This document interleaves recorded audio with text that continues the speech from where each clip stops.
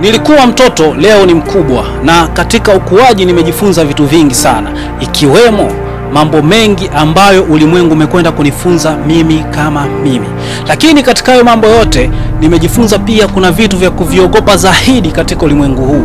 Moja ya vitu hivyo ni swali una nini, au watu watakumisi kwa nini. Kitu ambacho nilikaa nikajiuliza kwa muda mrefu na nikasipati majibu sahihi ya maswali hayo. Lakini leo baada ya kupata majibu, naomba ni share na wewe kila ambacho nimekipata. Kwanza, moja, ulimwengu tunaishi ili tufe. Kwenye ulimwengu tunaishi ili tufe, lakini kuna namna ya kufanya kuishi baada ya kufa. Unaishije baada ya kufa? Just of course ni swali ambalo unatakiwa kujiuliza wewe mwenye malengo makubwa ya kuacha vitu vikubwa katika ulimwengu huu. Nataka nikutajie mfano mdogo. Kuna Jackson ambaye sasa hivi anaishi baada ya kufa. Tupac, mpaka sasa hivi ukitaja jina la Tupac bado linaendelea kuhuza na angali tayari amepotea. Wapo watu wengi, mifano mingi sana naweza nikakutajia watu ambao wanaishi ingali washafariki. Hiyo ni kwa sababu gani? Ni watu ambao walijitoa kimasomaso katika kutengeneza historia ambayo haitokaa ivutike hata kama wao watakuwa hawapo. Kwa leo nataka twende kwa kitu kimoja ambacho nataka ni stiki hapo, ni gande hapo kwa ajili ya kuelewesha au pia kukufungua hichi ambacho wewe ulikuwa labda haukijui na labda hujawahi kukutana nacho sehemu nyingine. Leo hapa nataka bwana nikukumbushe swala moja. Duniani tuishi kwa kupambana, kutafuta utafutaji usiokata. Tuwe na tamaa ya kuwini kila siku, na tamaa hiyo tujitahidi tuiongeze kila baada ya siku. Kwa sababu gani kila siku tuiongeze? Kadiri unavyoongeza tamaa unaongeza juhudi. Kadiri unavyoongeza juhudi unaongeza experience. Kadiri unavyoongeza experience inakujengea tabia.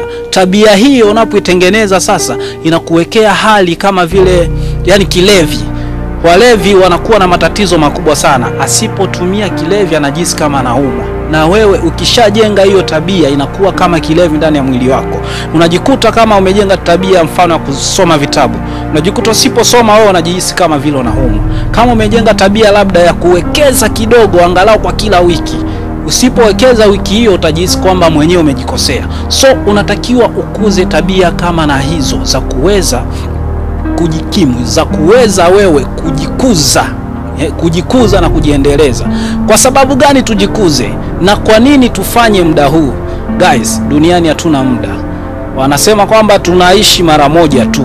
Of course tunakuwa hai siku zote, na kipindi tunakwenda kutoweka tunatoweka na hatutorudi tena.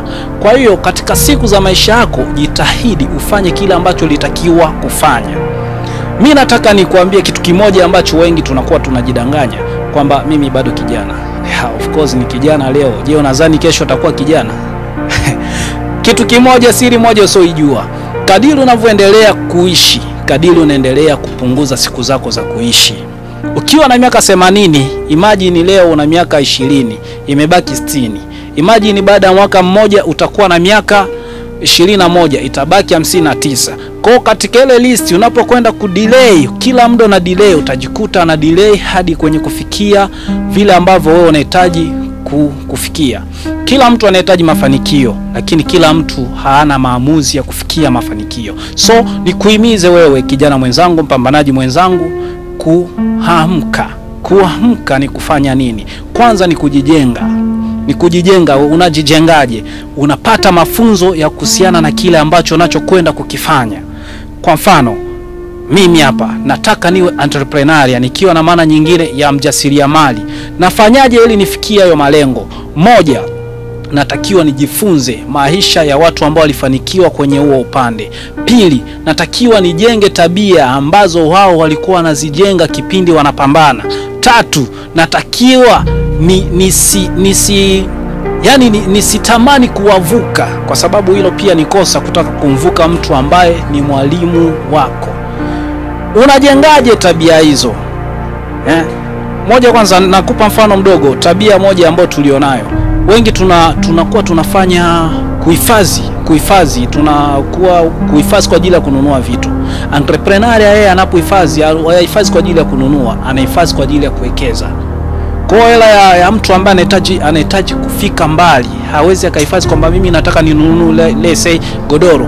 Yupo razi alale kwenye mkeka lakini afikie malengo yake, kwa sababu akinunua hilo godoro tena ataomba hifadhi hela nyingine ili anunue kitanda. Akinunua kitanda ataomba hifadhi hela nyingine anunue shuka. Kadiri unavyoendelea kuhifadhi na kununua vile vitu, unajikuta muda unaendelea kupotea. Utakuja kukumbuka, kumbe nilitakiwa kuwekeza. Time is gone.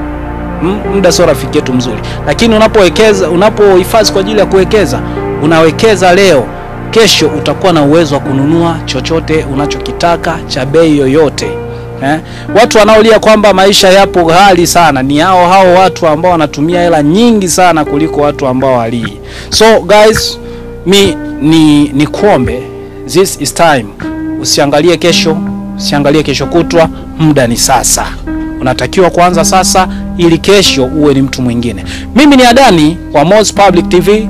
Nilikuwa hapo kwa ajili ya kukupa madogo kwa ajili ya inspiration kwa masuala ya mafanikio. Ciao.